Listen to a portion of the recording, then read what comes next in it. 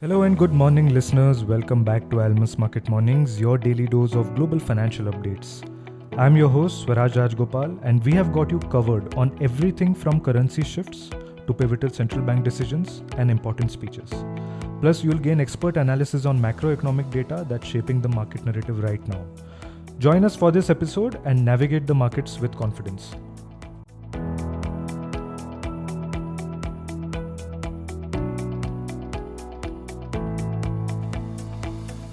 The much awaited FOMC decision is out, and so is the US CPI. But markets did seem to react too much to these events, remaining in broad ranges. Good morning, JK. A lot for you to cover. What was your take on FOMC and the other events? Good morning, Swaraj.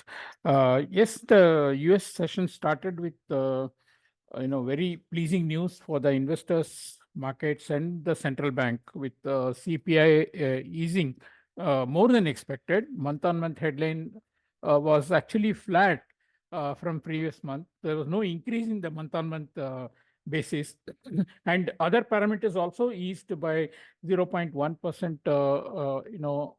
Uh, Compared to expectations. Now, the most important thing is there has been an easing in the services side inflation, barring the rentals. So that, of course, the airline fares fell big, and that was a big, boost to the inflation falling as well. So a lot of comfort to the Fed, and quite obviously, the markets took it with both hands, and we saw a rally in the bonds. Yields falling, currencies rallying against the dollar, metals rallying, and then, of course, stock market also went up. Now, based on this, market immediately started expecting the dot plot to show two rate cuts this year, but there was some disappointment there. Members of Fed actually indicated only one rate cut for this year, with no timeline, really indicated. And so this is, can be read, as Powell said, as a conservative approach, because if you look at their economic projections, unemployment is expected to rise. We have GDP growth moderating, and also the inflation actually going to ease. So they might well have indicated two dot plots, but two rate cuts in the dot plot, but that was not to be. But market expectations are still for two rate cuts. Now, effectively, what has happened in December, and in December last year, when they indicated three rate cuts for the first time, market went overboard, and they started expecting six rate cuts, and now they have tried to keep the market expectations on the lower side. Another factor is that the CPI announced hours before the Fed meeting. Some of the members, when they were indicating their expectation, took into account the lower CPI. Some actually did not change their dot plot after the data. So this is read by the market as not fully reflecting Fed's intentions. But yes, Powell has said that the inflation is still higher, and they would, while this data is good, they would like to see more such good data before they act on the policy. And he's also stressing on the unemployment, or rather the employment sector, coming more to a more balanced situation for them to consider easing from the current restrictive policy. So that is the overall takeaway from both the events. Yes, the dollar eased, but slightly gave up, slightly retraced after that, but yields have remained at the lower levels. Now, if dollar has regained, it's also because of two currencies. One is the yen, going back closer to 157, even as we approach Japanese policy tomorrow. And on the euro side, the politics is in the background. Therefore, euro could not make a headway beyond 1.0850. So overall, dollar, I think, will remain in this range between 104 and 106, or 103 half and 105 half, in a narrow range. Gold and silver also rallied, but could not sustain those gains. A lot of selling at the higher levels due to profit taking is seen. So no major direction has been set for the dollar. And that is par for the course, because there's still a lot of uncertainty about whether inflation will be maintained at these levels or whether it will rebound. We will have more evidence with PPI today, and then, of course, a PCE core inflation later in the month. On the rupee side, more evidence of India macro improving.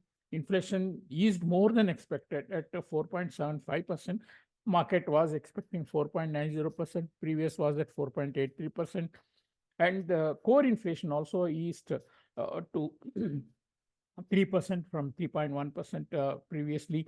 So all around good news for the Indian macros. Of course, industrial production year on year in April also was higher than the last previous year. And so overall macros, including the S&P Global's PMI surveys, and these numbers, and of course the GDP number that beat all expectations at 7.8% for Q1. All these actually keep India on track for being the most attractive destination for the investors. Yes, rupee stayed at the higher end of the range. In fact, above 83 for the whole session for the first time, and that was mainly due to oil buying heavy, and also lack of much supplies ahead of the key events, and also the Chinese yuan remaining on the weaker side. So all in all, nothing new for the dollar. I think it remains in the range, but definitely now market expectations for further easing in the inflation, and Fed rates to ease more than what was earlier expected is increasing. But there is some kind of concerns on the geopolitical side also, with Russia. Russia seen moving their ships near their ally Cuban border, and also some second drill that was conducted on the nuclear weapons, tactical nuclear weapons. So these are something that will keep the any euphoria in the markets in check. Just to mention that Nasdaq hit a new all-time high yesterday, helped by Apple's 13% rally after they have forayed into the AI in their devices. So that's it. A lot of things that happened, but still looking for direction for the dollar. Thank you. Thank you, JK, and that was very well put. So basically, inflation in the US, at least the data which came out yesterday, showed some easing, even the services inflation, which people have been concerned about. But the Fed says that more such data is needed before a rate cut can happen. So overall, they are expecting one rate cut this year, and with no timeline set. In fact, even in India, the Indian inflation is more than expected, 4.75% versus 4.90 expected. So good news for the Indian macros. Even the industrial production data for April was a good number. So basically, market's still looking for a broad direction, but remain range bound. That's it from us today. Thanks for listening. Tune in on tomorrow for the latest in the financial markets.